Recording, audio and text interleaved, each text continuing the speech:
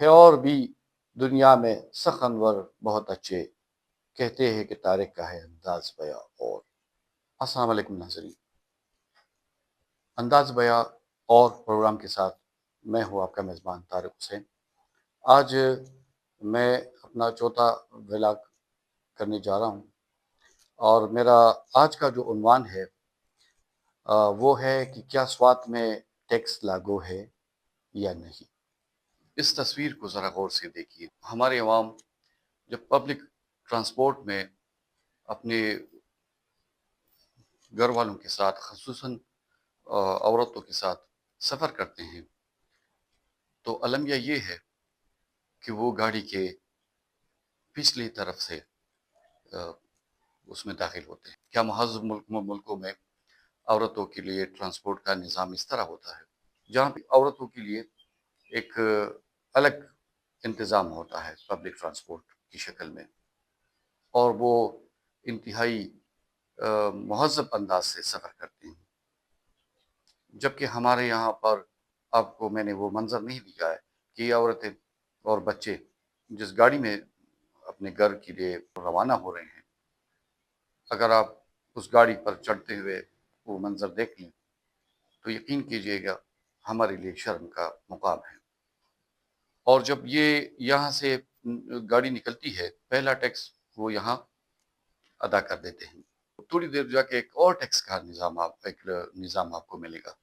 وہاں پر جو بھی گاڑی، جو ان کے سامان وغیرہ جو انہوں نے خریداری کی ہے، یا جو ان کی یہاں اس طرف کوئی سامان کے لیے کوئی گاڑی ہائر کرتا ہے تو ان کو بھی نہیں چھوڑتے، ان کے لیے بھی وہاں پہ ایک بندہ مقرر ہے اور ان سے ٹیکس وصول کر رہا ہے۔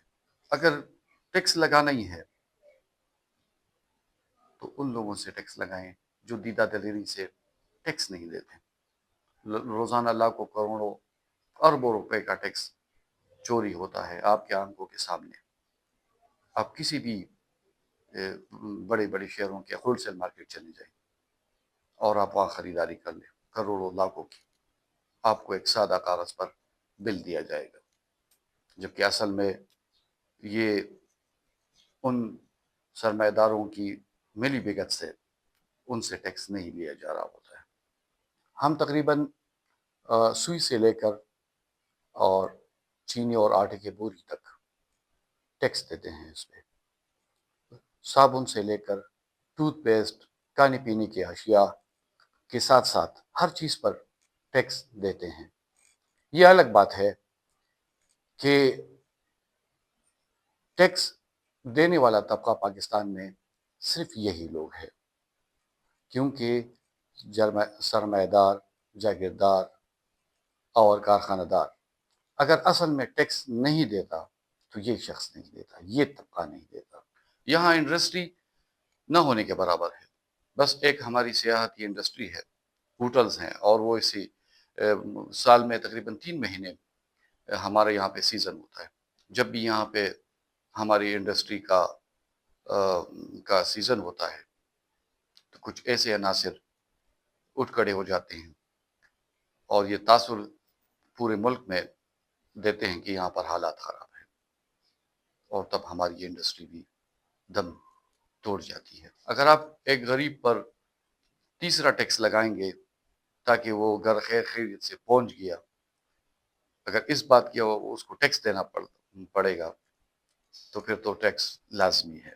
اگر آپ ان لوگوں کو مزید تنگ کریں گے تو یہاں کیا ایک رہنما کی بات بھی سن لیں۔ یہ بات پشتوں میں ہے اور سمجھ نہیں آ رہی تو میں تھوڑی سی تشریح کر دیتا ہوں کہ وہ کہہ رہے ہیں کہ ہماری مزید اب بس ہو گئی ہے۔ بس گئی، بس د نور شوی ما راو بګرځم د پسې د خدای په قرآن چې بیا به تاسو دقه حال یې کم چې حسین واجد د شپې په تیاره کې د ایرپورټ نه وتله جوړ کړم دلته د کشمیر او چې زه در پسې راووتم ته به وایې چې 3 روپۍ یونټ په د کوره در کوم، خو زه به بیا هم نه منم. د قوم غوښې تاسو وخوړې، الله تباه برباد کړه، وینې تاسو وڅکلې، په تاسو کې رحم نه راځي. چې خدای منم، رسول منم، پاکستان منم، خو د خدای په قرآن چې ټیکسونه یې پکې نه منم. اس طرح کا ماحول میں ٹیکس لینا میرے خیال سے جرم ہے، زیادتی ہے، ظلم ہے۔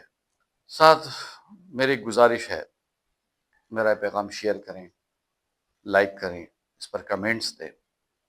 میرا یوٹیوب چینل بھی ہے انداز بیاں، اور اسے بھی سبسکرائب کریں تاکہ میری آواز آپ تک بر وقت پہنچ سکے اور یہ جو محنت ہے اس کا صلہ ملے.